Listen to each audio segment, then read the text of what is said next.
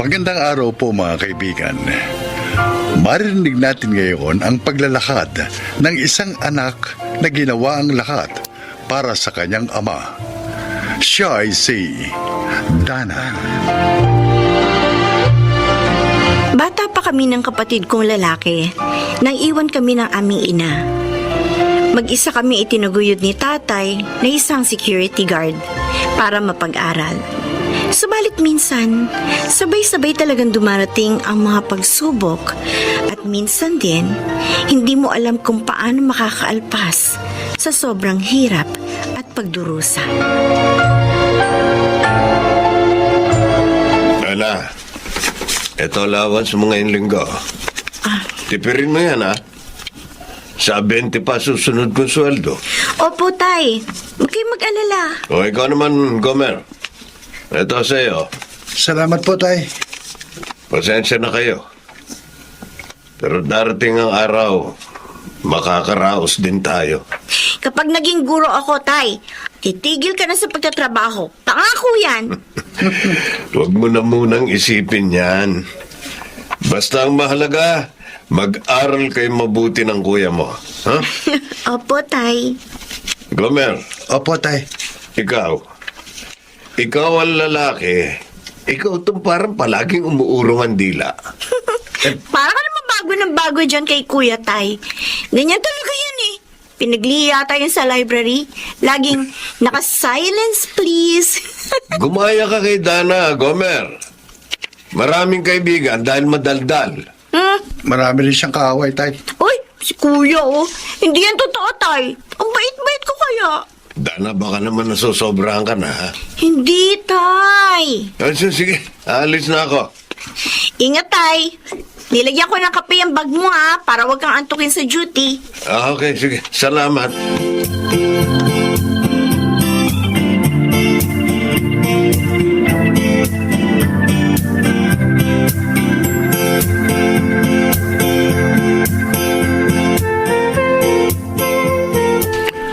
Mang Romeo, good morning. Ay, good morning, Sir Eric. Ba, ayos ang pagkakasuklay ng buhok natin dyan, ha? Napansin nyo na naman po ang buko, Sir. Konti na lang. Kahawig mo na si Jose Rizal. O, di ba? Napatawa na naman kita. Pasok na po kayo, Sir. Malilate na kayo sa meeting. Mamaya na. Para kapag pumasok ako, humupa ng galit ni manager. Dapat po makita na niya kayo para makalma na siya.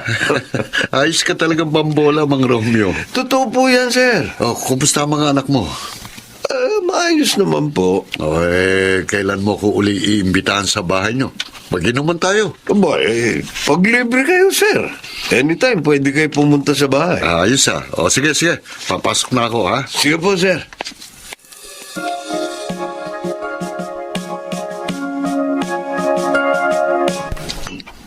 Sir. Dala. Anak, bakit dala nga rito yung pulutan? Opo. Ito po oh. Dana, talaga ka na. Huwag ka muna magbo-boyfriend, ha? Nako, wala pa po sa isip ko yan, Sir Eric. Oh, yan ka na naman. Di ba sabi ko sa'yo, Tito Eric na lang ay tawag mo sa akin? Para ko na kayong mga pamangkin kasi itong tatay nyo, ha? Para ko na itong kapatid. Mabait yan at masipag, Sir. Kaya alam niya na kapag estudyante pa lang, hindi pwede makipagrelasyon. Tama yan. Siya nga pala. Ito. Ano po ito? Paghatian nyo ng kuya mo. Naku, Sir. Huwag na. Ano ka ba? Hindi ko naman sa'yo binibigay, tapos ikaw ang tumatanggi. Kasi, Sir... Sige na, Dana, kunin mo na ito. Salamat po, Tito Eric. Iyan. O, di ba? Mas magandang pakinggan.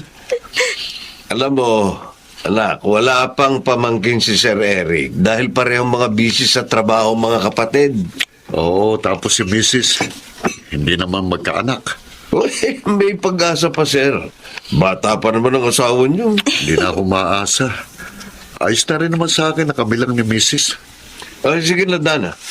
Tuloy mo na yung ginagawa mo. Opo, excuse me po. Naiingit nga ako sa'yo, Mang Romeo.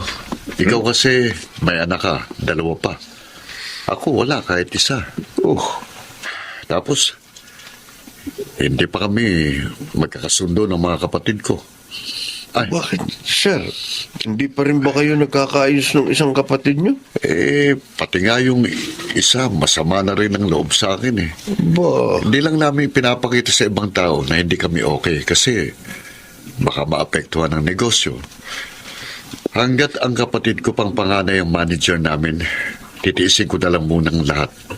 Kasi ayokong tuluyan kaming magkawatak-watak. Sayang ang negosyong ipinamana sa amin ni Papa.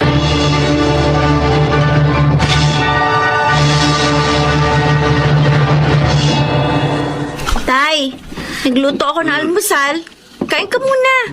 Si Kuya may binili lang saglit na... Tay! Oh, Gomer! Kuya! Uy, bakit ang patla mo? Si Sir Eric! Si Sir Eric! Si Tito Eric, bakit? Bakit, Gomer? Patay! Ha? Patay na! Ano? Kuya, ano ba sinasabi mo? Andun pa yung mga pulis sa labasan. Kasasakay lang sa ambulansya ng katawan niya. Pero sabi nila, patay na raw. Sinaksak! Oh, Diyos ko. Hindi! Opo! Ay, Opo! ano po yon? Mga pulis po kami. Nandyan po ba si Mr. Romeo Santos? Bakit niyo po hinahanap ang tatay ko?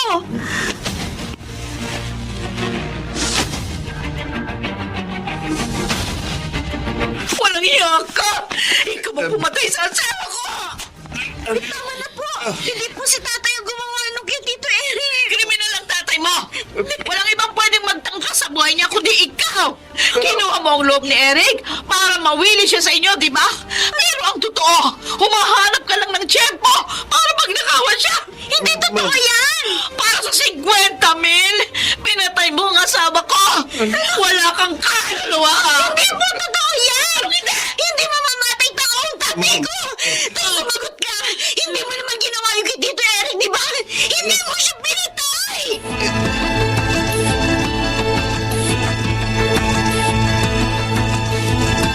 Tay, gagawa ako ng paraan para makalaya ka dito. Anak, huwag mo na akong alalahanin. Basta alam natin ang totoo, yun ang mahalaga. Hindi, Tay. Mapera sila, kaya kayang-kaya nilang baliktarin ang katotohanan. Si Tito Eric, alam kong alam niya kung sinong gumawa nito sa kanya. Anak, ang pag-aaral ninyo ng kuya mo ang isipin mo. Hindi, Tay. Hindi ako papayag na makulong ka. Gagawa ako ng paraan.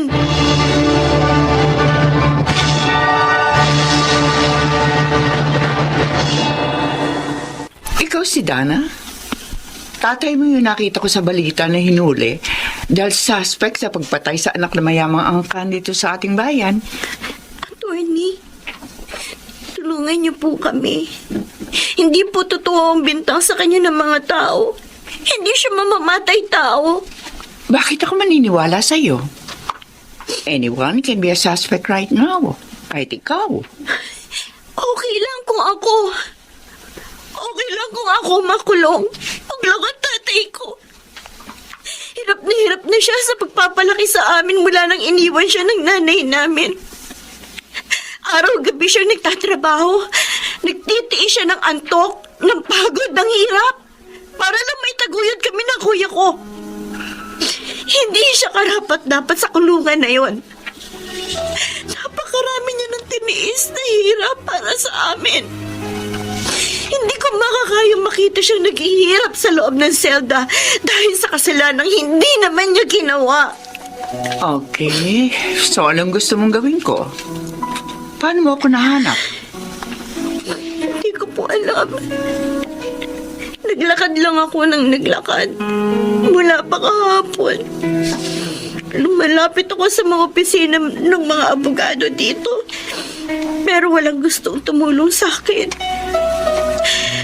Kaya nagmamakaawa po ako sa inyo. Kahit gawin niyo na lang po akong katulong kapalit ng serbisyo ninyo, makalabas lang ang tatay ko. Nagmamakaawa po ako.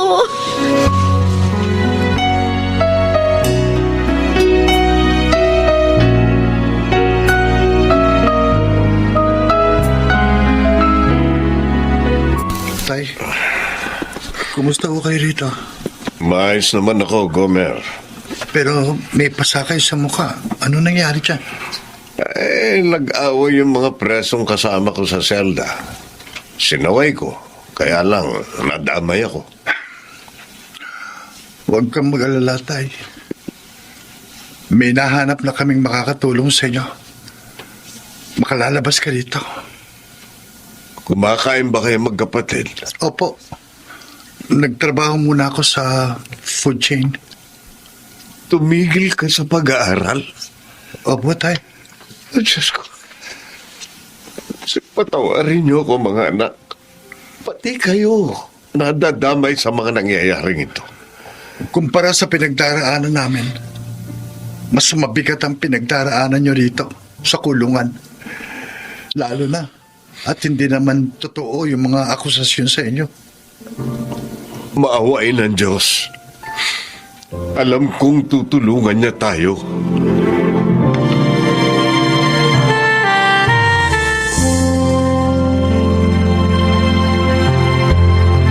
Dana! Dana! Attorney Cyril? So, paano ba yan?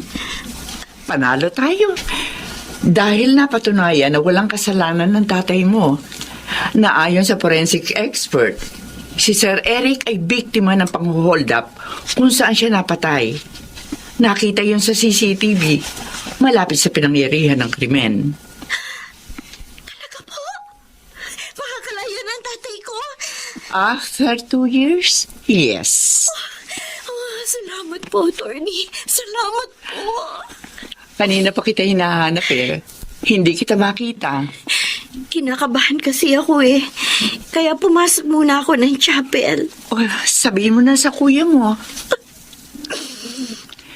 Napakapalad ng tatay niyo sa inyo.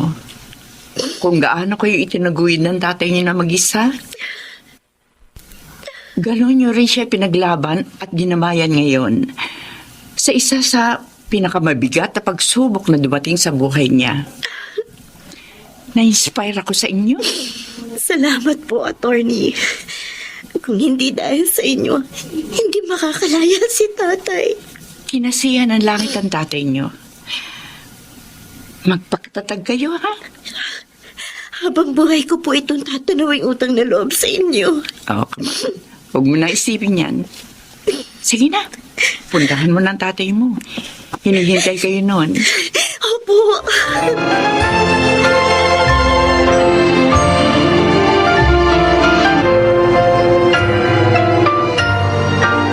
Ay, tay. Mga anak ko. Tay, malaya ka na. Sa wakas, makakasama ka na uli namin. Salamat sa inyo. Salamat sa inyong dalawa. Dahil hindi niyo sinukuan ang pagsubok na ito. Hinding-hindi tayo susuko sa kahit anong pagsubok. At sabay-sabay nating haharapin ang anumang pagsubok na darating sa ating buhay.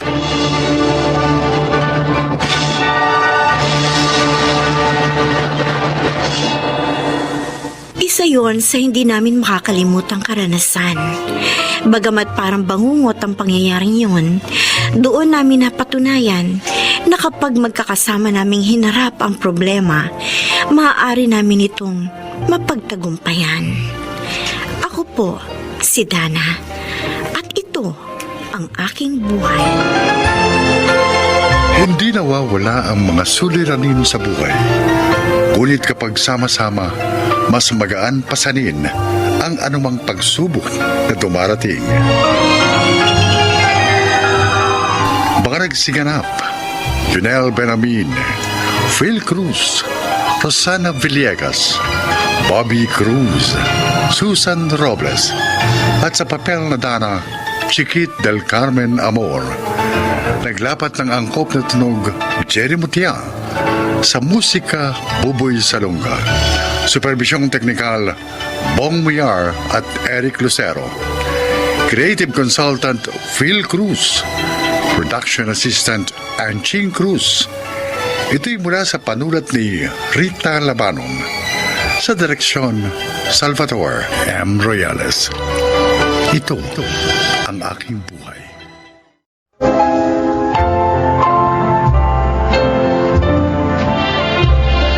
Magandang araw po mga kaibigan. Marinig natin ang kwento ng isang binatang minsang hinusgahan dahil sa uri ng kanyang trabaho. Siya ay si Samson.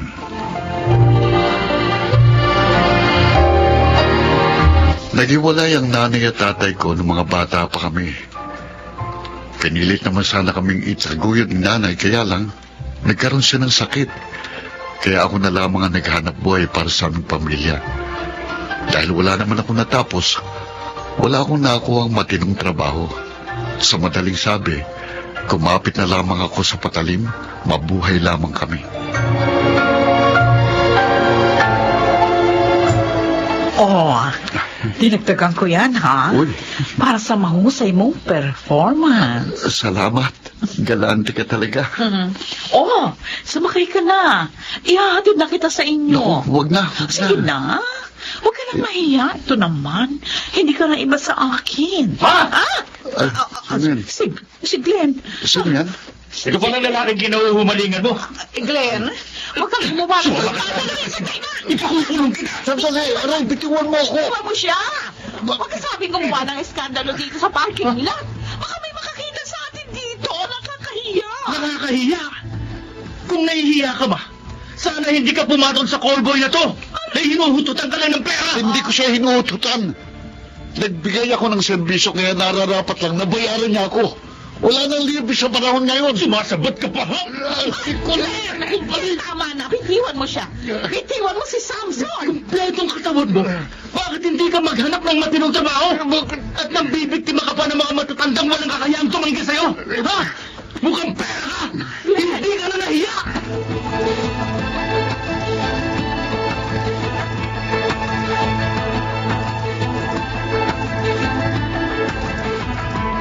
Sa oras na malaman kung nakikipagkita ka pa sa lalaking yun, ma, Glenn. kalimutan mo na may anak ang doktor. Glenn, I'm sorry. Ma, ilang beses na kitang binalaan. Sabi ko naman sa'yo, kung gusto mong mag-asawa uli, walang problema. Pero sana naman pumili ka ng matinong lalaki at huwag kang pumatol sa callboy na kagaya ng walang hiyang yun. Paano kung makakuha ka ng sakit sa kanya? Isa pa, paano kapag may nakakita sa'yo? Nakakahiya, ma. Glenn, naaawa lang kasi ako kay Samson. Naaawa? Oo. Bakit ka maaawa sa kagaya niya? Maayos naman ang pangangatawan.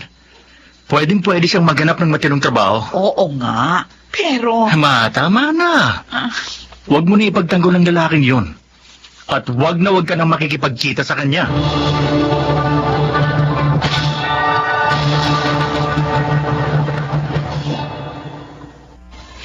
Kuya, nasan ka na ba? Bakit wala ka pa rin hanggang ngayon? Ipon! Kuya! Oh, bakit ako umiiyak? May nangyari ba kay nanay? Wala naman.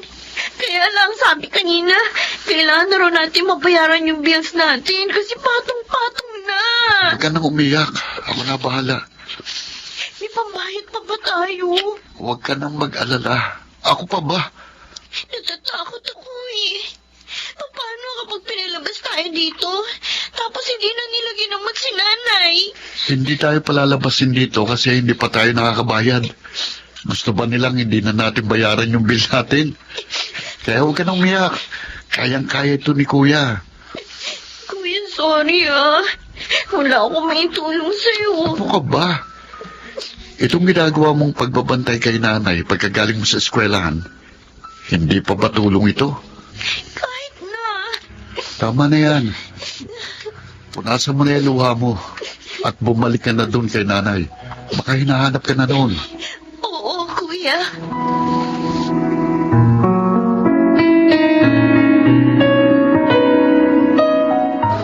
Kumusta po ang pakiramdam niyo, nanay? Ikaw na ba yung bagong doktor dito sa ward namin? Opo. Maayos naman po. Pero nagsusuka ako at nahihilo. Normal po yan kapag nag-chemotherapy. Yun na rin po ang sabi nila. Sino pong kasama niyo rito? Wala po kayong bantay? Meron. Yung bunso kong anak na babae. Bumili lang ng niresetang gamot. Tapos yung panganay ko, umupunta rito minsan.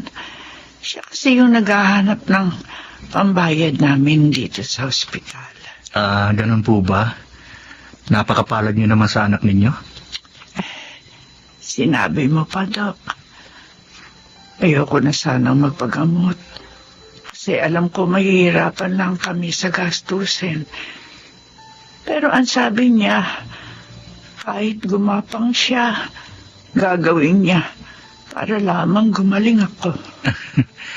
Napakabait po ng anak ninyo. Kung hindi sa kanya, baka matagal na ako namatay.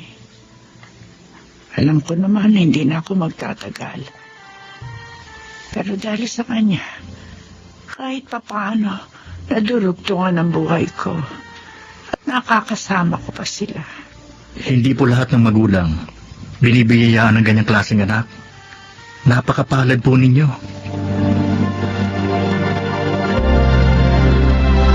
Pasensya ka na, Amanda. Alam kong tumakas ka na naman sa anak mo para lang magkita tayo ngayon. Oh, wala yun, Samson. Talagang wala na kasi kung ibang malalapitan. Sabi ko naman sa iyo, one call away lang ako.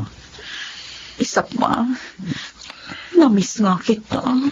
Ako rin, namiss din kita.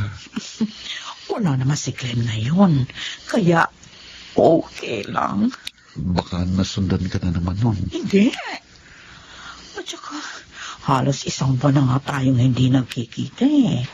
Kaya sigurado, hindi na yun maghihinala. Mabuti naman. Oh, wait. Oh, ayan ang bayad ko. Salamat. At saka, oo nga pala, ibinili kita ng bagong t-shirt. Wow, O, yan. ganda. Para sa iyo yan. Kasi napapansin ko, lagi na lang yung t-shirt na yan ang suot mo. Bagay ito sa iyo. Dahil maputi ka. Kaya yan, bagay sa iyo ang kulay blue. Salamat. Salamat. Ah. Wala man lang ba akong kiss? Yun lang pala eh.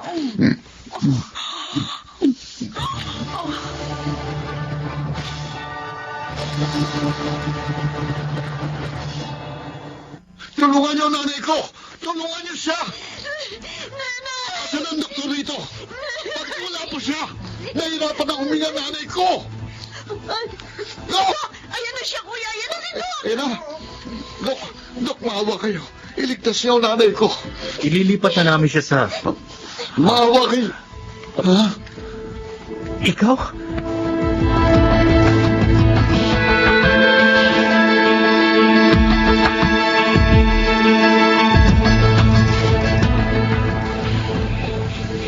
Kuya, bakit hindi pa rin lumalabas yung doktor? Huwag kang mag-alala.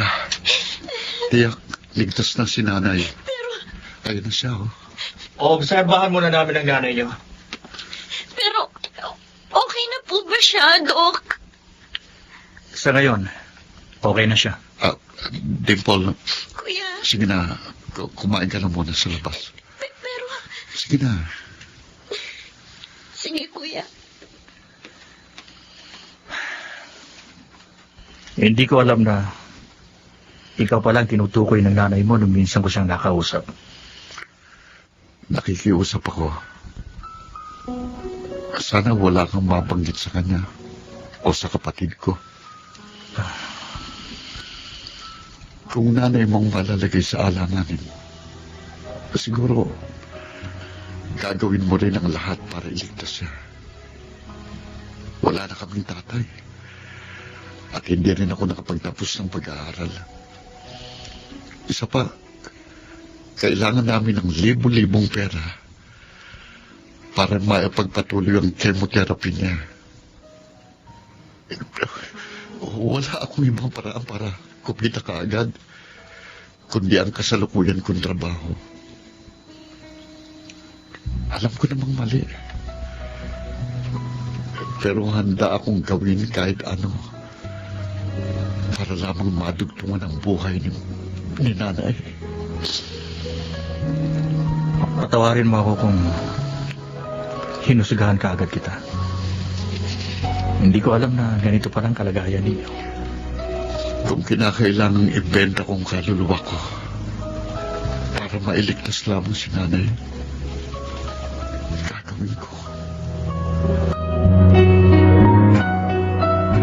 Asan na kaya si Kuya? Kanina pa ako naghihintay sa kanya dito sa labas ng ospital eh. Ah, yun. Kakababa lang sa tricycle. Kuya? Kuya? Dimple! Oh, bakit andito ka? Inaantay kasi kita eh. Kasi meron akong sasabihin sa'yo. Ano yun? May foundation daw na umako sa gastusin ni nanay sa ospital. Ha? Kaya mula ngayon, wala na tayong babayaran. Talaga? Oo, kuya. Naku, saya-saya ko nga eh. Paano nangyari yun? Basta, sabi kanina ni Doc, wag na raw nating aalalahanin yung gastusin sa ospital. Talaga? Oo. Eh, bakit ka umiiyak, kuya?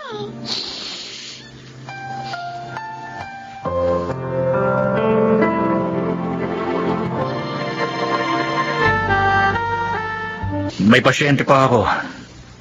Sabihin mo na ang sasabihin mo. Kanina ka pa nakapurito sa loob ng kliniko.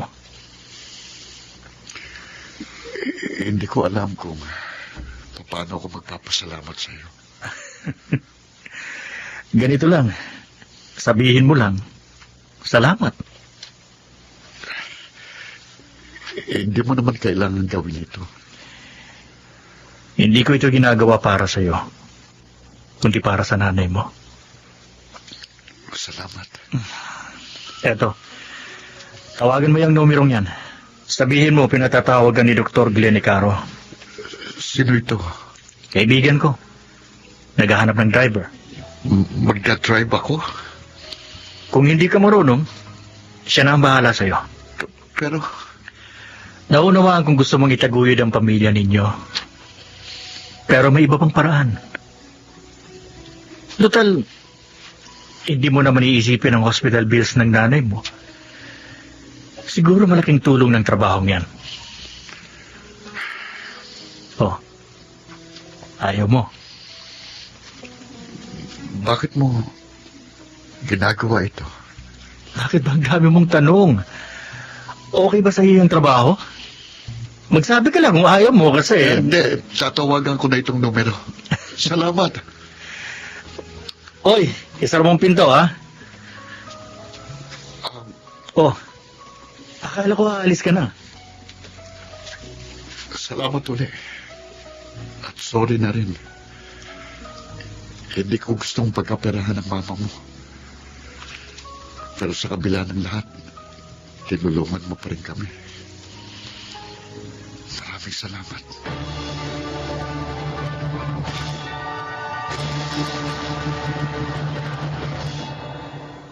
Namatay si nanay 1 taon matapos ang pag-uusap namin yun ni Dr. Glenn. Pero masaya ko na sa natitira niyang sandali sa mundo, napakain ko siya mula sa perang kinikita ko sa isang marangal na trabaho. Ngayon, pinagsasabay ko ang pag-aaral at pagtatrabaho. Totoo palang may iba pang paraan para mabuhay. Kailangan lang ng pagtitiyaga, mahabang pasensya at determinasyon. Ako po si Samson at ito ang aking buhay.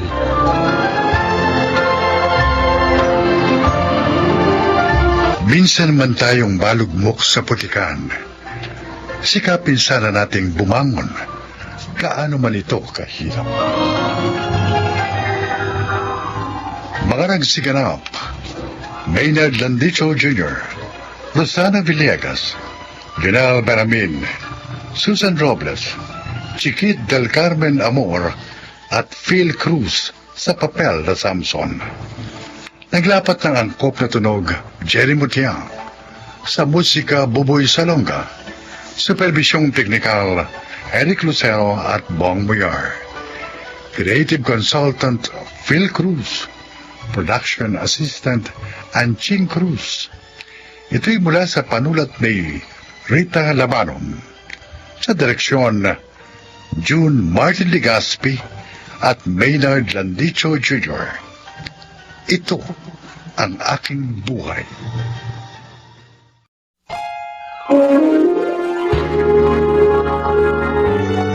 Kauna-unahan sa Pilipinas.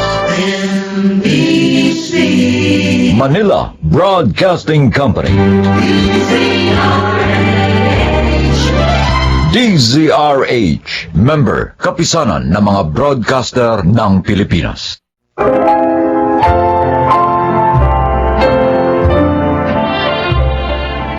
Mga kaibigan, narito ang kasaysayan ng isang lalaking pinalo ng kapalaran. Siya ay si Delphine. Sinasabi na ang mga lalaki ang haligi ng tahanan. Pero iba sa amin ni Nelia. Dahil bukod sa pagiging ilaw niya ng tahanan, siya rin ang sinandigan ng aming mga anak. At yun ay dahil sa aking mga pagkukulang.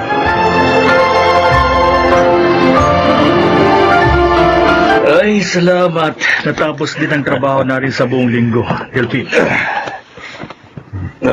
Tama ka, Rufo. O sumahod na rin tayo.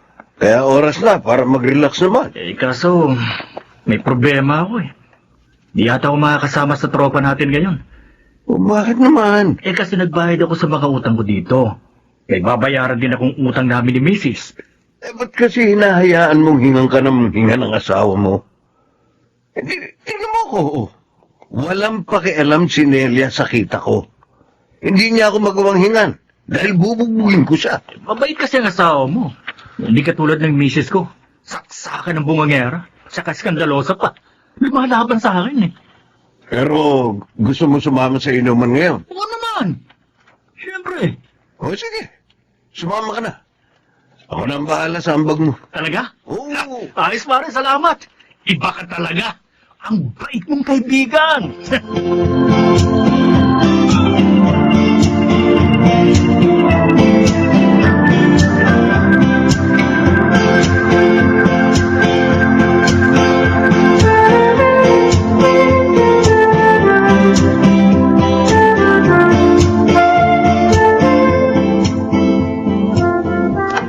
Halika na, Mona. Kumain na tayo. Luto na itong sinangag at tuyo. Si Boyat naman, mamaya pa yun. Nay, meron po sana akong sasabihin sa inyo. Ano ba yun? Kasi po kailangan ko na magbayad para sa project namin. Inabunuhan po yun ng leader namin eh. Kaya na po ako. Ganun ba? Sige. Bibigyan kita. Pero pasensya na ha. Hindi kita may bibigyan ng baon. Kapos na kasi ako, anak. Alam mo naman, walang ibinibigay na pera sa akin ng tatay nyo. Okay lang po.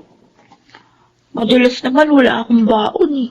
Basta ang mahalaga, makapagbayad po ako. May binili nga pala akong ilang perasong pandesal. Baunin nyo ni Boyet sa school. Magdala na rin kayo ng tubig para kahit wala kayong pera, hindi kayo magugutom doon. Di po ba? Sweldo ni Itay kagabi. Oo, pero alam mo naman yun, laging inuuna ang inuman kaysa sa atin. Huwag na nga natin siyang pag-usapan. Sige na. Kain na. Para hindi kayo malate sa eskwela. Napakahalaga ng edukasyon, anak. Kaya sana, kahit naghihirap tayo, huwag mong pababayaan ang iyong pag-aaral.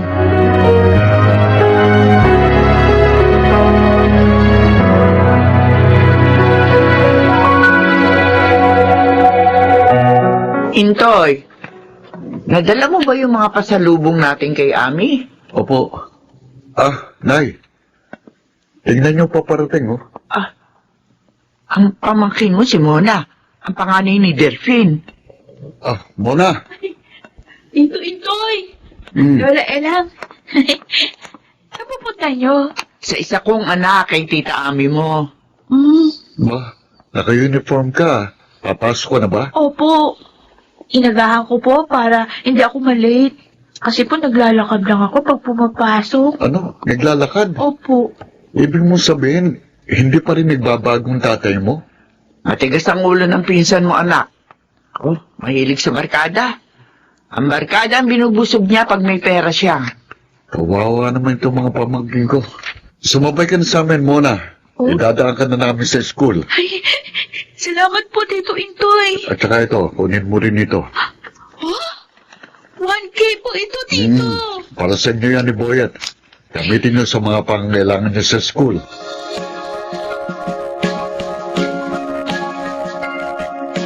Yun ang problema ni Lucas, pare. Nadukutan daw siya kahapon. Kaya wala siyang pantoma ngayon. Walang problema. Ako na bahala doon. Pati pamasahin nyo, papunta kay na Emong. Sagot ko na rin. Talaga, pare? Oo. Tropa ko yata kayo. Pare, sana ramin mo na rin ako ng konting pera. Para naman may pampasalubong ako kay Commander. Para hindi magbunga nga kahit lasing akong umuwi. Okay, sige. Ayos ka talaga, pare. Walang tatalo sa bait mo. Okay!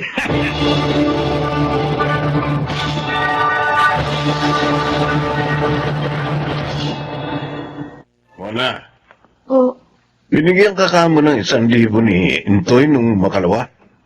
opo. Sabi niya, gamitin daw namin ni Boyet sa school. Tama-tama.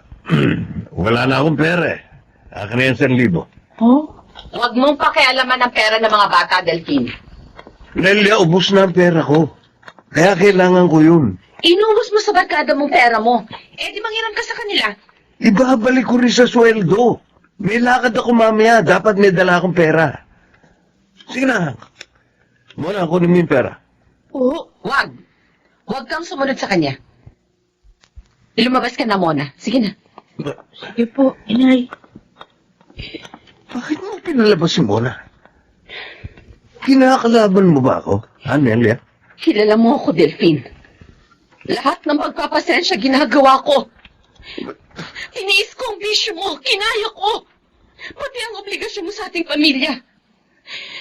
Isa lang ang pinakikiusap ko. Huwag mong sasaktan ng mga anak natin. Ni huwag mong gagalawin ang para sa kanila. Magsalita ka parang kaya mo na ako, ah. Lalabang ba sa akin? Ha? Para sa mga anak ko, handa akong manindigan. Makikipagpatayan ako kung kinakailangan.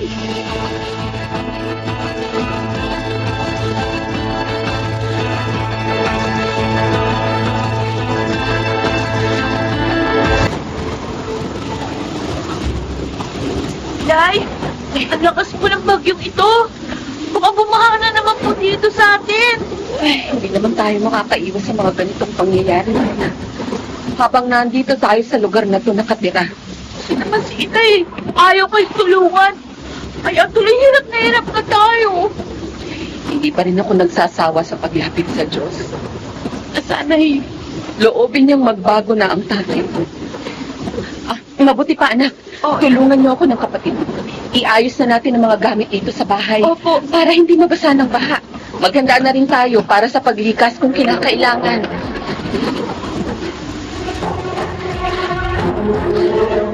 Bullshit talaga yung sinarwa ko. Di ba ako pinatulog sa kanila? Sinukas. Ayaw din. Bullshit talaga. Ako na nga nagpainom eh. Iwan lamang ka ako kung sarap. Ito. Sugod tuloy ako sa ulan ngayon. Halos hanggang tuhod na pala ang baha dito sa daan. Yes. Lulusong tuloy ako sa baha ngayon. Dala niyong mga dilat at bigas, Chang Elyang. Kumusta naman ang magaling kong pamangkin, ha? Ayun ho. 3 araw nang hindi pumapasok sa trabaho niya. Bakit? Oo, sabing inalis na siya doon. Ay, hindi naman ho. 3 araw na kasi siyang may lagnat. Masakit din ang katawan niya. Baka nagkatrangkaso, kaya ganon. Yung nga din hong iniisip ko. Sumugod ho kasi siya sa malakas na ulan at baha noong 1 linggo. Painumin mo na lamang ng gamot sa trangkaso. Pinapainom ko naman ho. Ewan ko ba, nagtataka nga ho ako kasi parang hindi tumatalab sa kanya ang gamot. Ano? Tao yun naman kasi, oo. Abaya sa sarili. Napapansin ko rin hong parang naninilaw ang balat niya. Nelia, Ay, tulungan mo ko. si Delphine. Oh, si Delphine. Tulungan niyo ako. Ang sakit ng katawan ko. Ha? Ginigilaw pa ako. Nelia, tatawagan ko si Intoy. Dadali natin sa ospital ang pamangkin ko. Kailangan malaman natin kung anong sakit niya.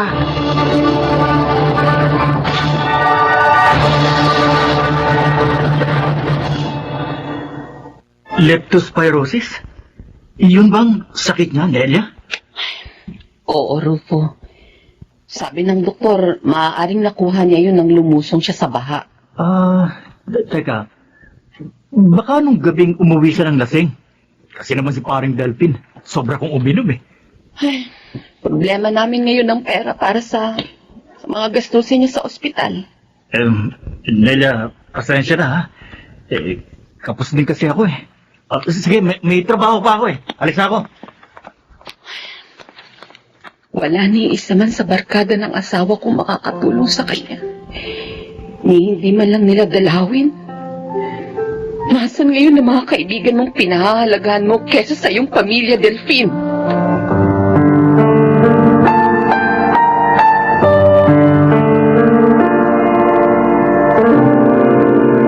Delphine, ay bisita ka.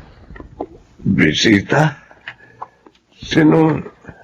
Kami, Pinsang Delphine. Uyan ko eh. Sangya lang. O ano? Kumusta ka na, pamangkin? Sorry ho, Chang.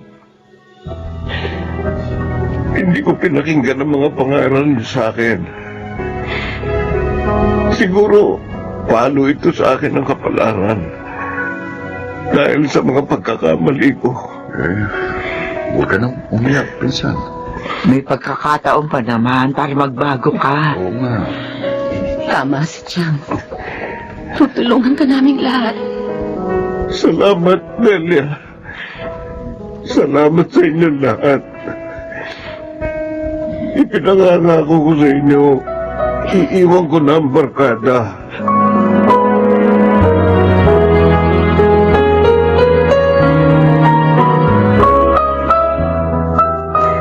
Parang Delphine. O ano? Nakuha mo na ba ang sahod mo? Oo, Rufo. Bakit? Kasi naghihintay ng tropa. Alam mo na, namiss ka namin. Pasensya na. Marami kaming utang na dapat bayaran eh. Ha? Dahil sa pagkakasakit ko. Ganun ba? Ako sayang naman. Sige, sa ibang araw na lang. Ayoko na, Rufo. Kalilimutan ko na ang bisyo. Magbabagong buhay na ako. Natuto na ako sa nangyari sa akin.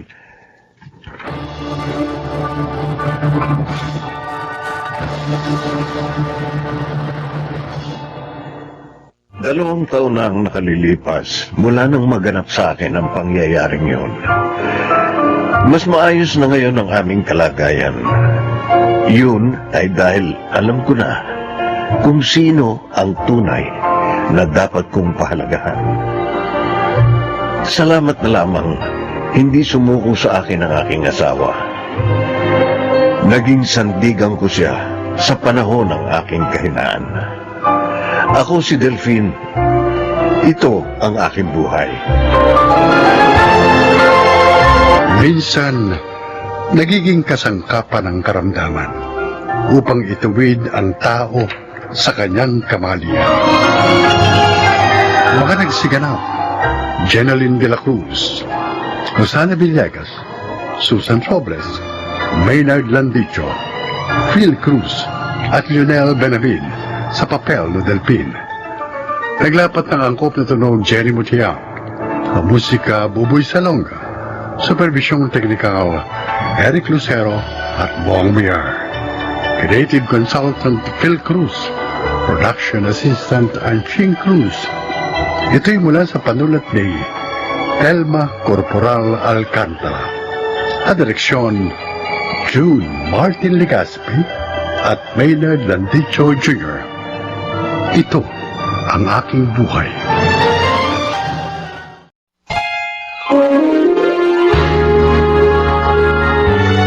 Kauna-unahan sa Pilipinas.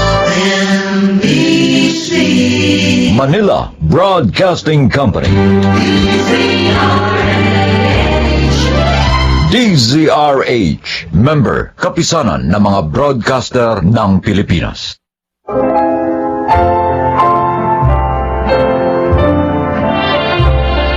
Mga kaibigan, inyong maririnig ang kasaysayan ng isang lalaking nagligtas ng kanyang kapwa. Siya ay si Abel.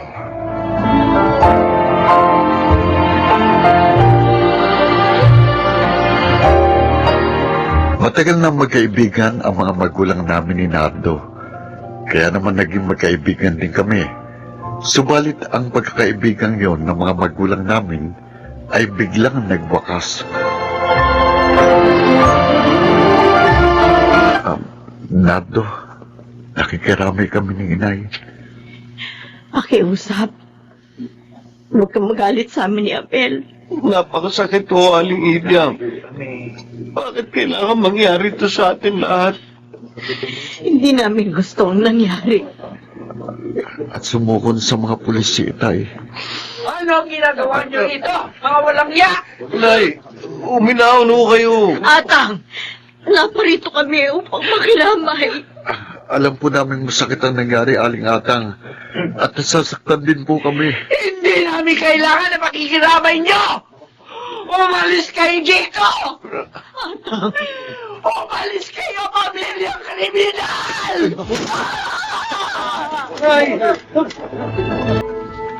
Nailibing na po si Itay. Ano pong plano niyo ngayon? Wala nagbabago sa dati kong sinabi. Mabubulok sa bilangguan si Carding. At ikaw, Nardo, ha? Ayoko na makikipagkaibigan ka pa kay Abel. Nay, parang magkapatid na po ang turingan namin ni Abel. Dapat ka magalit sa kanya! Isumpa mo sila! Dahil ang ama niya ang pumatay sa tatay mo! Huwag mo kalilimutan yan! Pero hindi naman po yung kasalanan ni na Abel at Aling Ibyang. Huwag mo sila ipagtanggol! Maawa ka sa sinabi ng ama mo! Sundin mo ang mga sinabi ko!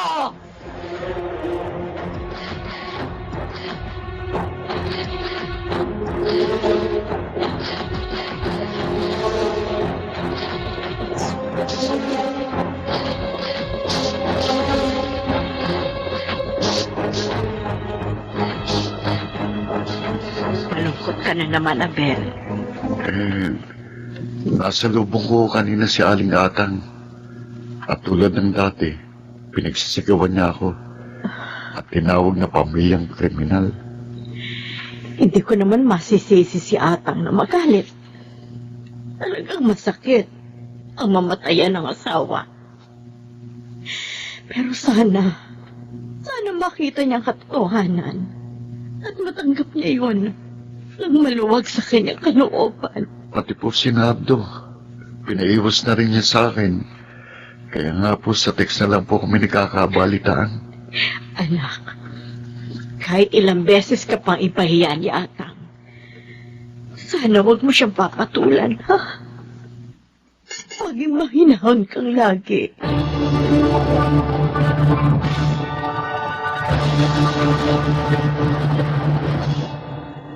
Sige ba, Big Boy? Inom lang, ha? Ako bahala, ha? Sige, inom lang. Okay ka talaga, Bobit, ha? Oy, Bobit, sabi nga pala, paparating. Ay, sandali, tatawagin ko, ha? Hihinga natin ng pantoma. Sige. Abel, sandali lang. Ha? Bakit, Bobet? Saluhan mo naman kami dito. Tama. Pasensya na. Uma ka muna. Mga hindi ako mainom, di ba? Minom ka kahit konti lang.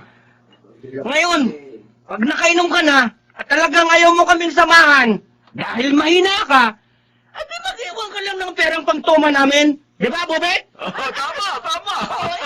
Pasensya na. Talagang hindi maaari eh. Pambira, yabang mo naman.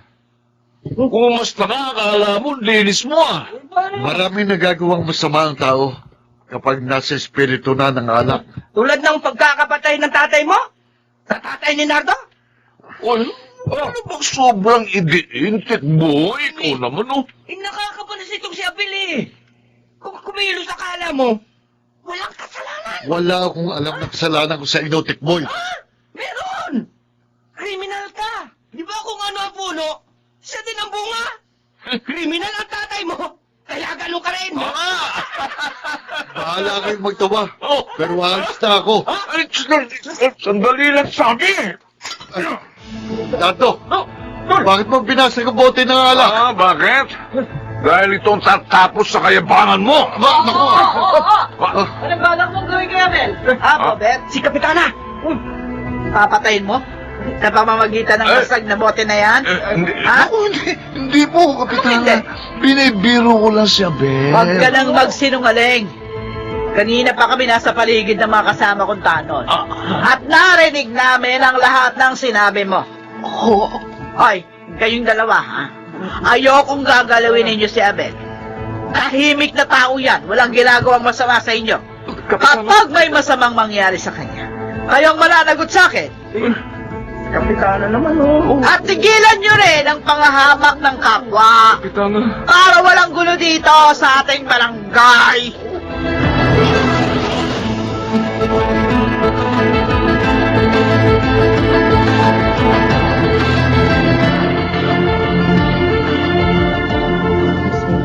Bobet, napahiya tayo kanina. Nakakuha kasi ng kakampi ang Abel na yun eh. Dahil kay Kapitana, napigil yung gusto kong gawin sa kanya eh. Pero may araw din sa akin ang Abel na yun. Ako, Bobet, huwag kang rumesba. Dali, baka ipabugbog tayo ng Kapitana. Iba pa naman magsalita yun eh, talagang ginagawa.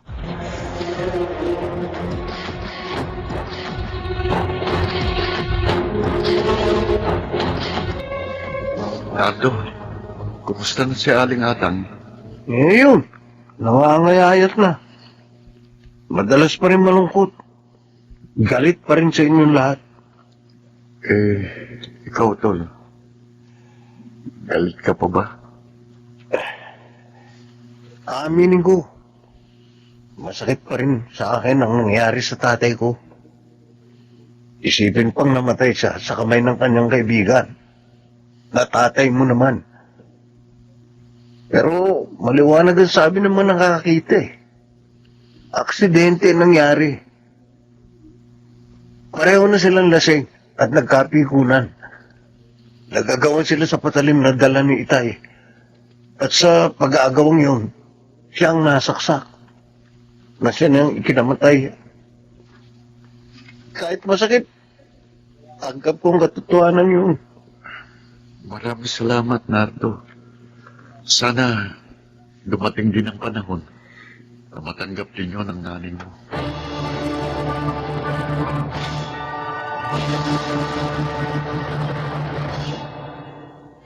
Eto na, walang iya. Paparating na. Sabi ko na eh, dito siya dadaan sa madilim na eskinita pa uwi sa kanila. Dahil mas madali ang dahang ito. Lagot ka ngayon sa akin, Abel. Abel! Bobet? Sandali nga. Bobet? Ano kailangan mo? Masyado akong napahiya nung huli tayo magkita eh. Inampiang ka ni Kapitana. Kaya ngayon, maniningil ako ng utang. Bobet, ayoko ng gulo. Pakiusap, tigilan mo ito. Titigil lang ako, ha? Kapag nakaganti na ako, anak ng kriminal! Ha? Ano? Ha? Bobet, tumigil ka na. Tigil? Huwag mong piliting patulan. Gano'n, ha? Mayabang ka talaga! Ano? Ano? Talagang pinipilit mo ko! Ito po! Kaya pala gabi ka nang umuwi at may pasa ka pa kanina. Iniwan ko po siyang hindi makagulapay dun sa eskinita. Pero sinabi ko sa nakasalubong ko tauhan ni Kapitana natulungan nilang makauwi si Bobet. Anak, maging mahinahon ka sana. Ayoko mapahama ka. Tulad ng iyong ama. Kaya nyo, Nay, hindi na po mauulit yun. Ano yun? Narinig nyo, Nay. Ang sunod daw kinakalingatang. Kailangan tulungan ko siya. Wala ako doon Senado eh. Nabanggit siya sa akin nang magkita kami kanina. At may sakit din si Aling Atang. Kaya tutulungan ko siya.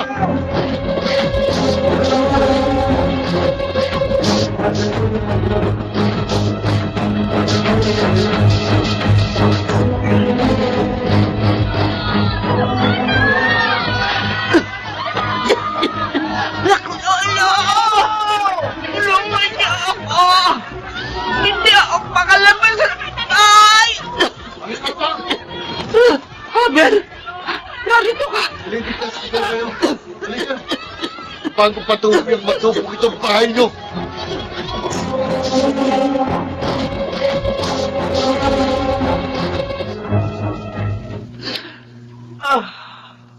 Wala na tayo bahay, Lolo. Wala na. Hayaan nyo na po yun. May tatayo po natin yun. Ang mahalaga, buhay po kayo. Dahil sa pagkakasakit ko, wala akong nailigtas na gamit. Paano na tayo ngayon? Atang, handa kami tulungan kayong makabangon. Siya nga po, Aling Atang. Uy, maluwag naman itong bahay namin. Lumito na muna kayo. Habang hindi pa naiaayos na muli ang inyong bahay. Gagawin niyo yun. Sa kabila ng mga masasakit kong sinabi sa inyo. Nasaktan ka. Nawala ng asawa. Kaya hindi kita sinisisi. Pero para sa akin, hindi na pagbago ng pangyayaring yon ang pagiging magkaibigan natin. Ibig. Kaya hayaan po ninyong tulungan namin kayo. Salamat, Abel. Iniligtas mo na si Inay. Ngayon, tutulungan niyo pa kami. Pare-parehas lang naman tayo nasaktan. Kaya parehas din nating pagalingin ang ating mga sugat.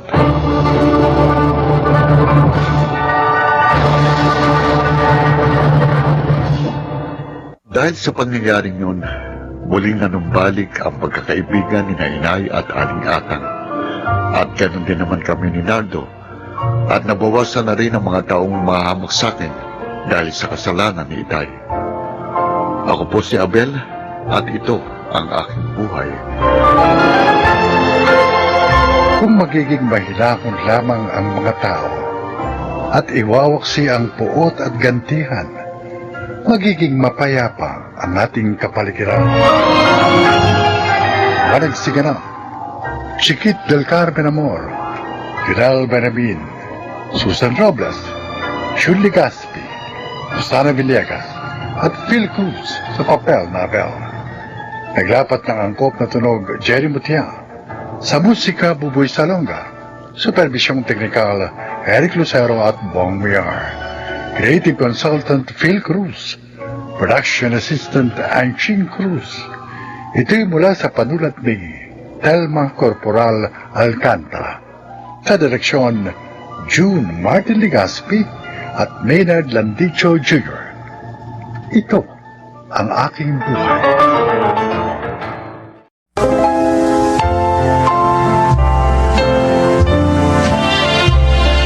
Magandang araw po mga kaibigan. Isa na namang kwento ang kapupulutan nyo ng aral sa buhay ang inyong maririnig. Ito ay ang kasaysayan ni Nancy. Daddy's girl daw ako, sabi nila. Kasi mas close ako kay daddy kaysa kay mommy. Kaya naman nang mamatay siya, ay labis kong dinamdam. Pero mula noon, ay hindi na nag-asawa pa si mommy. At ibinuhos na lamang niya sa akin ang kanyang panahon. Pakinggan po ninyo ang aking kwento.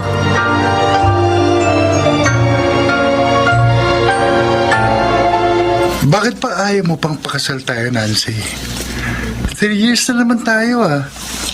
At saka, pareho tayong may stable job na. Jimmy, hindi pa ako handa. At saka, kawawa naman si Mommy kung may iwan ko siya. She can stay with us. Wala namang problema dun eh. Okay lang sa akin yun. Basta, bigyan mo pa ako ng pagkakataon makapaghanda. Huwag tayo magmadali. Dahil hindi biro ang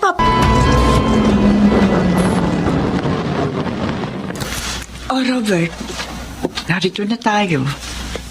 Pwede na kaya akong tumuloy. Saka na lang. Gabi na eh.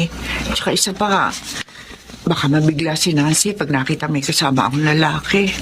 Pero kailan ko siya makikita na malapitan at makikilala? Malapit na. Konti tisa lang, okay? Okay. Sinabi mo eh. Christy. Maraming salamat ulit sa pagkakataong binigay mo sa akin.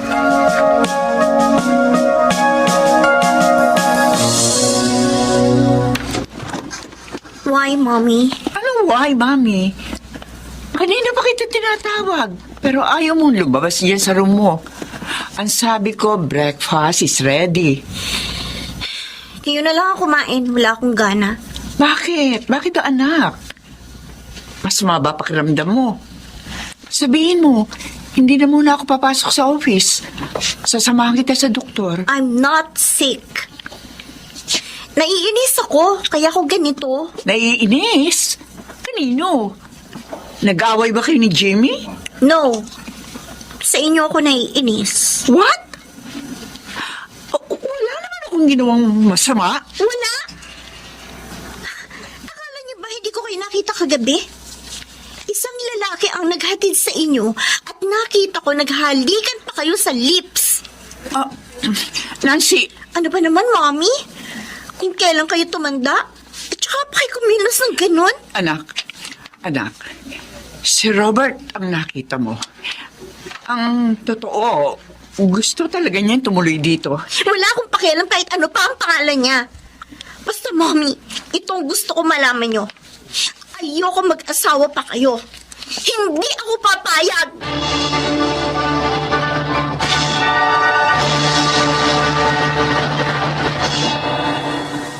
Christy, sana sinabi mo na sa pamangkin ko ang totoo.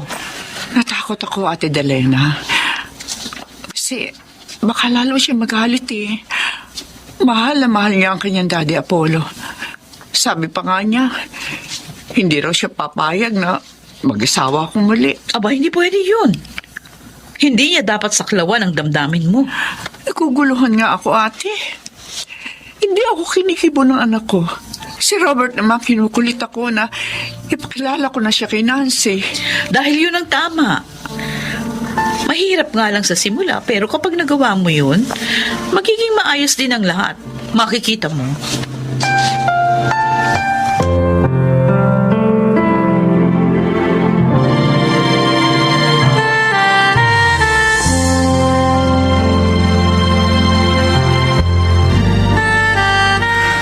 Kaya naman pala hindi mo ginagalaw ang pagkain mo. May problema ka. Ilang araw ko na siyang hindi kinikibo, Jimmy. Ano? Dahil lang dun? Ano ka ba naman, Nancy? Hindi ko gustong ginagawa ni Mommy, Jimmy. Madalas ko rin siya makita may ka-text at kausap sa cellphone. At malakas ang kutob ko. Yung Robert na yon. Yung nakita kong humalik sa mommy ko. Wala namang masama ron eh. Kung muling magmahal si Tita Christy. Matanda na si mommy para doon. Who told you? Yung iba nga, 60 na, nag-aasawa pa eh. Si Tita 45 pa lang. Bata pa. At pwede pa. Bakit ba kinakampihan mo pa ang mommy ko? Dapat akong panigan mo dahil ako ang girlfriend mo. Okay, sabihin mo nga sa akin, bakit ba ayaw mong mag-asawang muli si Tita Christy? Ayokong palitan niyang daddy ko. Gusto ko, si daddy lang. Kay daddy lang siya, si mami, wala nang iba. Pero more than 10 years nang patay ang daddy mo. Kahit na. Basta ayoko pa rin palitan niya si daddy.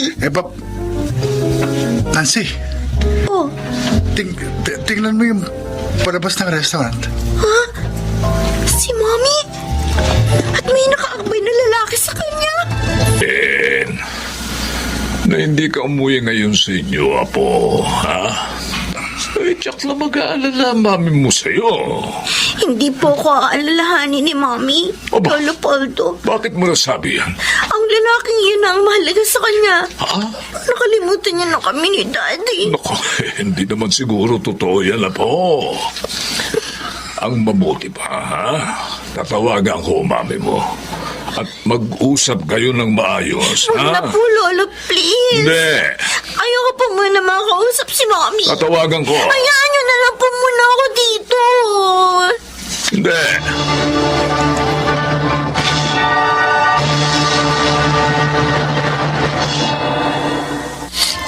Ate, magdamag siyang hindi umuwi. Hindi man na nagpaalam sa akin. Ate, ano na nangyari sa anak ko? Uminahong ka, Christy. Walang masamang nangyari sa pamangkin ko. Nandun siya kina Itay. Ano? Paano mo nalaman? Tinawagan ako ng Itay para ipaalam sa'yo na nagtatampo ang anak mo. Pero bakit naman? Hindi na nga ako nagpapahatid kay Robert sa bahay. Habang hindi pa ako nakakahanap ng pagkakataon para sabihin sa kanya lahat. Nakita niya kayo ni Robert sa restaurant. Ano? Sabihin mo na kasi sa kanyang katotohanan para hindi na maging komplikado ang lahat.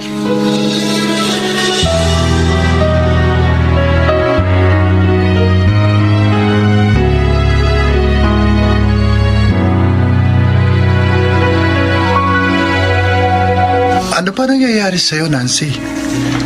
2 days ka lang hindi umuwi sa inyo, ah. So what? Narito naman ako sa bahay ng lolo ko. Pero mali pa rin itong ginagawa mo. Tinitikis mo ang mami mo. Uuwi lang ako doon. Kung mangangako siya na lalayuan niya ng Robert ngayon. Hindi maaaring gusto mo, Apo. Lolo Poldo! Oh. Pati ba naman kayo? Payag na rin sa gusto ni Mommy? Ang gusto ko lamang ay malaman mo ang katotohanan. Ha?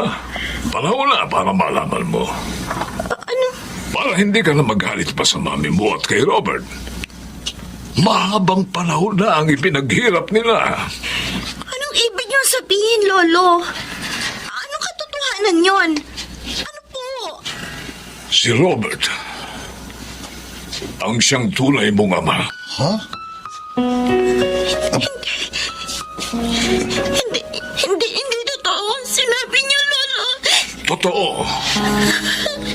Siya ang talagang nobyo ng mami mo.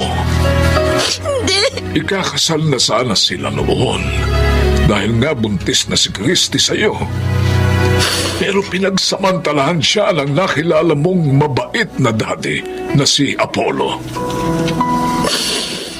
Pinilit na makasal sila. Kaya siya ang nakilala mong ama. Oh my God. Ano to? Gustong ipagtapat sa'yo ito ng iyong mami. Kaya lang, ayaw niyang mabigla ka, Apo. Hanggang sa umabot na nga sa hindi ninyo pagkakasundo ang lahat. Walang kasalanan si Robert, Apo. Pati na rin ang iyong mami. Wala silang kasalanan. Kaya huwag kang magalit sa iyong mga magulang. Christy, eto na ang pagkain mo. Kumain ka para lumakas ka. Robert, maraming salamat. Pero wala akong gana eh. Kalimutan mo muna ang problema sa ating anak. Please. Sarili mo munang asikasuhin mo. Magpagaling ka. Kailan ba kaya matatapos sa mga paghihirap natin? Matatapos na po ngayon, Mommy. Nancy! Narito ka na! Opo.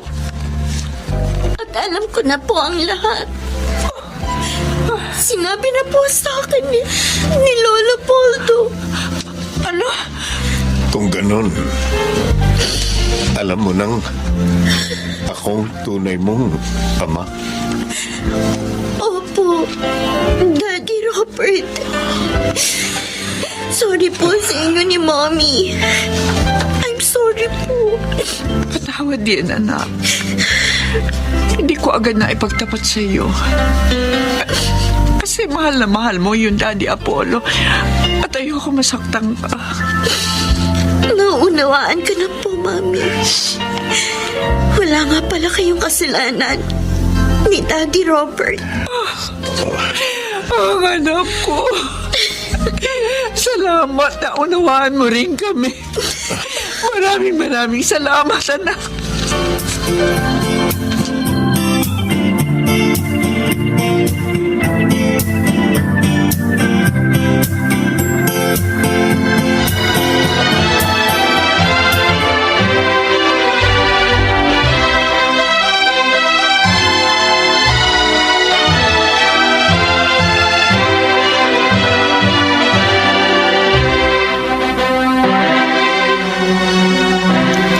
Lalong bumata si Tita Christy sa suot niya kanina. Lalong gumanda ang mami mo. Siyempre naman. Wala naman kaming lahing pangit eh. Oo nga. Kasi ikaw, maganda rin. Kaya nga gusto na kitang pakasalan eh. Kaso, ayaw mo pa. Ikaw naman. Kakakasal lang na yun ng Mommy at Daddy ko. Pagpalipas naman tayo ng 1 year, ano? Kung ganun, next year, pahig ka nang makasal tayo? Oo na. Oh, yes! Mga kaibigan, next year, kami naman ni Nancy ang ikakasal!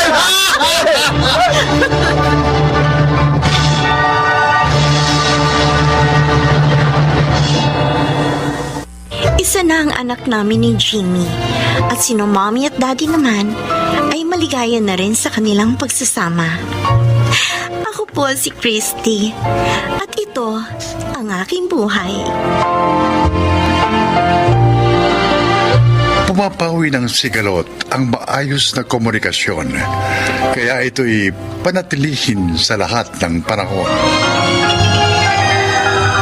Mga nagsiganap, Susan Robles, Phil Cruz, Rosana Villegas, June Martin Ligaspi, Yunel Benamin at Chiquit del Carmen Amor sa papel na Nansoy. Naglapat ng angkop na tunog, Jenny Mutia, sa musika ni Boboy Salonga, supervisyong teknikal, Bong Muyar at Eric Lucero.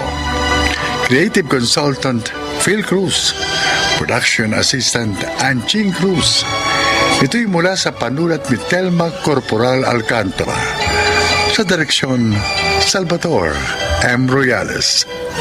Ito ang aking buhay.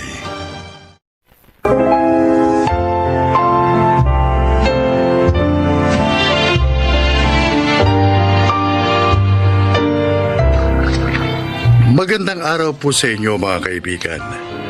Ngayong araw na ito, mapapakinggan natin ang paglalahad ng isang dalagang no boyfriend since birth at ang dahilan kung bakit hanggang ngayon ay hindi siya makakuha ng lifetime partner. Siya po ay si Ira.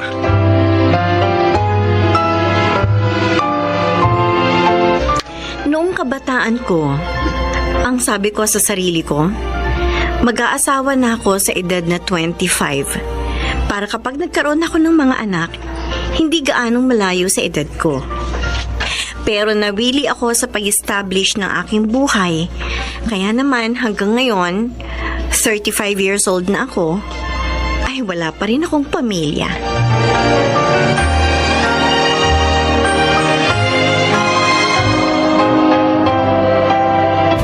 Hoy! Sabi ko naman sa inyo, hindi ko kayang uminom. Uy, isang baso lang naman, Ira. Ano ka ba? Hindi ka naman malalasing eh. Sige na nga. Bottoms up!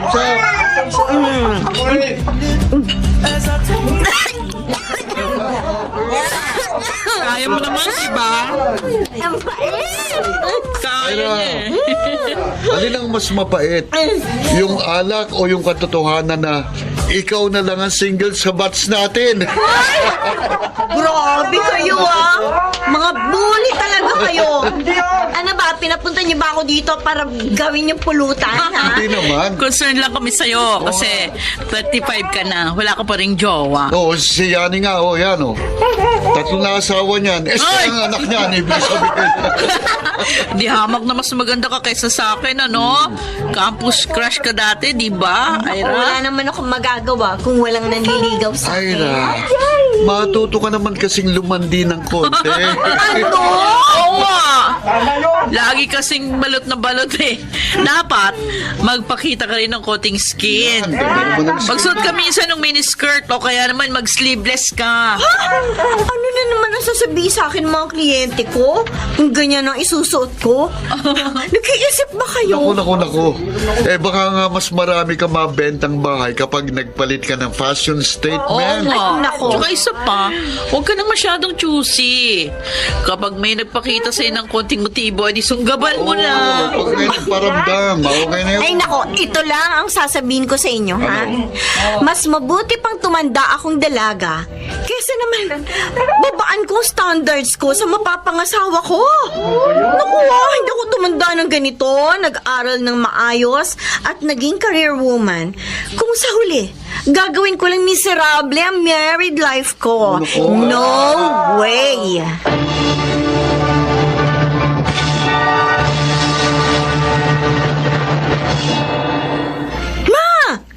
Ano na naman to? Oh, bakit? Makikipag-date ka lang naman. Ano ba pinagpuputok na butsi mo? Kung kani-kanino nyo na lang ako siniset up eh. Kilala ko ang mga magulang niyan. Schoolmate ko ng college. Kaya natitya ko hindi yan masamang tao. Ma naman! Ba, Naya, sana naman ma-appreciate mo na lang yung effort ko. Nahanapan ka ng mapapangasawa. Pero ma, wag naman parang ganito. Desperate moves na naman to eh. O bakit? Sa edad mong yan, sa tingin mo? Hindi ba dapat na talaga ako maging desperada para sa'yo? Naunahan ka na ng bunso mong kapatid. May isa ng anak. O ikaw, hanggang ngayon, mag-isa pa rin. Kahit saan talaga ako magpunta, laging issue ang pag-aasawa. Paano ko ba ipaliliwanag sa inyo na hindi ako ang may kontrol ng kapalaran ko? Kahit naman gustuhin ko na mag-asawa, ma, kung wala namang binibigay ang Diyos, wala naman akong magagawa. Abay, wag mong iasa lahat sa Diyos. Kumilos ka rin. Ang sabi nga, nasa Diyos ang awa, nasa tao ang gawa.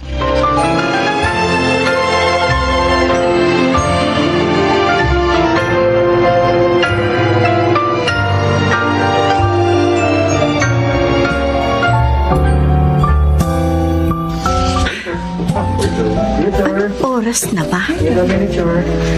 Nangangalay na yung puwet ko sa kakaantay dito sa restaurant.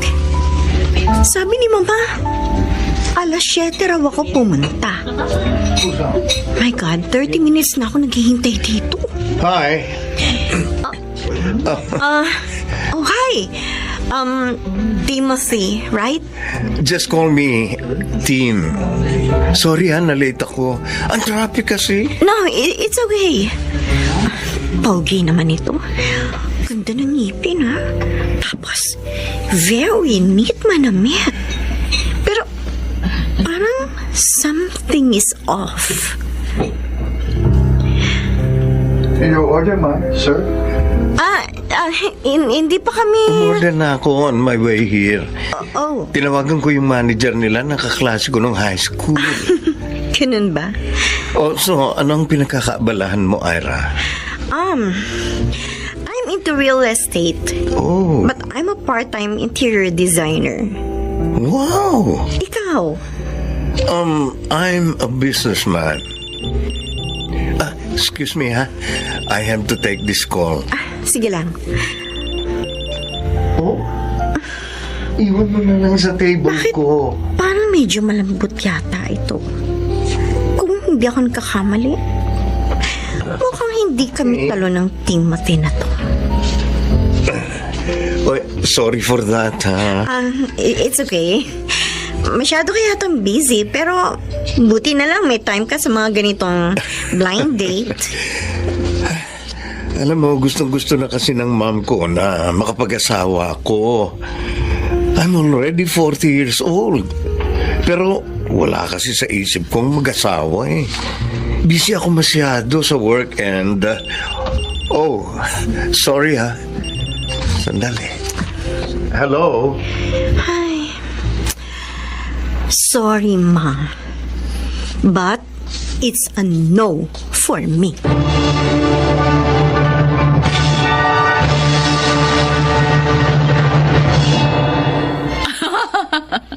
Baka naman judgmental ka lang masyado, Ira. I'm sure of it, Yani. Hindi pa ako kahit kailan nagkamali sa kutob ko. Kilala ko ang galawan ng mga straight na lalaki. At feeling ko, hindi naman connected sa business niya yung tumatawag. Oh? Sinilip ko ng konti yung cellphone niya nung nag-ring. Oh. At alam mo ba ang pangalan ng nakasave? Babe. Pero, ang picture na lumabas, balbas saradong lalaki. Oh! Siguro sinadya niya yun. Sinabi niya siguro sa jowa niya na tawagan siya na tawagan para mainis ako. So, X na naman. Pogi sana. At saka businessman. Maganda pa ang apelyido. Well, 3 out of 10 qualifications nakuha niya. Pero, hindi kami talo. Okay, buti pa. Ito na lang ang try mo. Ano? Ito Pisa ng asawa ko, si Rio. Oh, ano ba yan? Isang buwan na ako nakikipag-blind date. Try mo lang. Ay, no. Ayoko na. Sige na. Ay, hindi na. Sige. Sa loob ba na isang buwan, ilan na yung na-set up ng mama mo sa'yo? 3 na. Oh, grabe ha. Pangatlo na to si Mr. Businessman na hindi naman Mr. Okay. Last na ito. Yoni naman. Sige na, try mo lang. Pogi yan. At alam mo, basketball player. Kaya madaming nagkaka-crush sa kanya. Push mo, girl!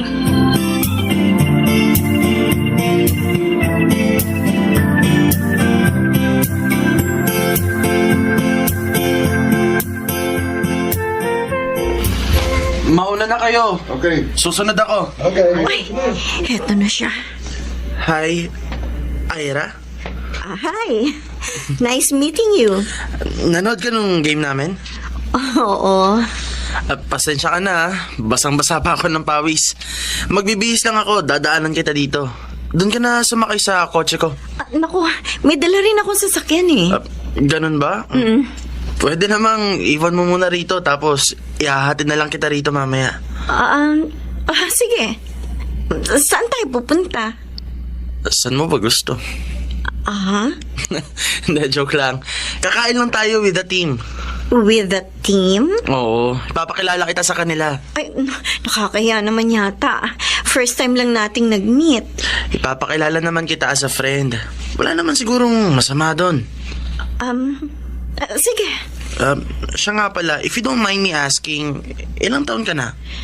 Oh, I'm 35. Wow, but you look young.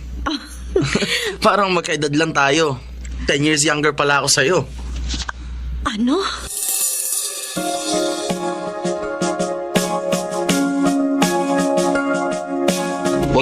Bottoms up! Sige na. Okay. Uy!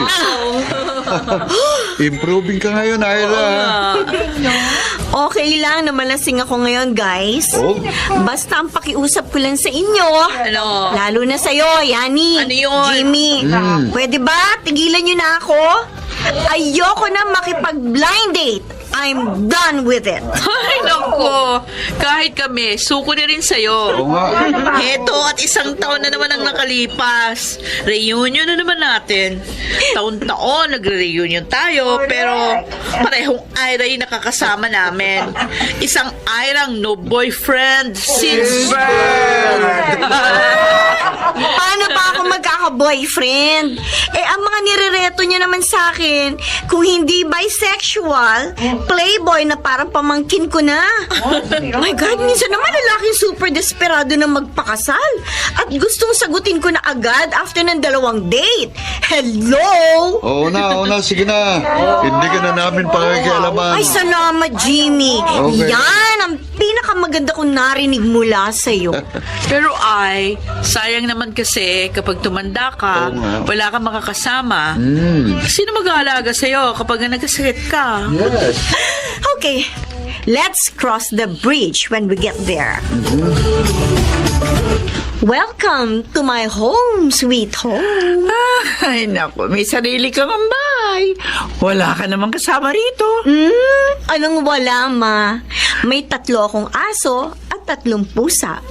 Kapag nagsabay-sabay ang kakulitan ng mga yan, ay naku, talo pa ang mga apo ninyo. Ay, Ma, tama na ang pagbubuntong hininga.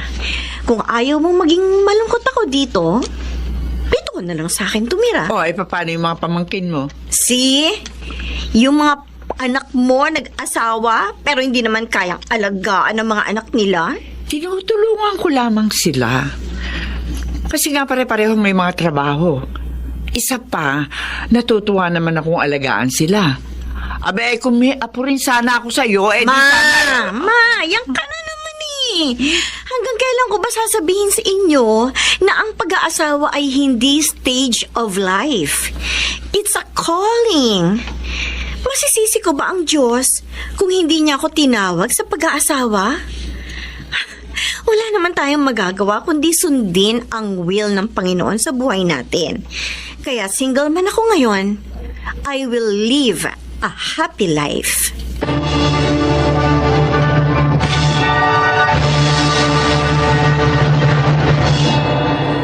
Dati, nafo-frustrate din ako kapag naiisip kong matanda na ako pero wala pa akong sarili kong pamilya. Pero ngayon, natanggap ko na hindi ako called para maging married woman. And for that, I'm still happy. Ako po si Ira at ito ang aking buhay. May asawa man o wala, ang mahalaga, alam ng isang tao kung ano ang purpose niya sa mundo. Mga nagsiganap, Susana Villegas, Phil Cruz, Susan Robles, Angelo Alcantara, Leonel Benamin, at Chiquit del Carmen Amor sa papel na Ira. Naglapat ng angkop na tunog Jerry Mutia sa musika ni Buboy Salonga. Superbisyong teknikal Eric Lucero at Bong Muyar. Creative Consultant Phil Cruz. Production Assistant Anching Cruz. Sumulat ng ating kasaysayan Rita Labanon. Sa direksyon ni Salvador M. Royales. Ito ang aking buhay.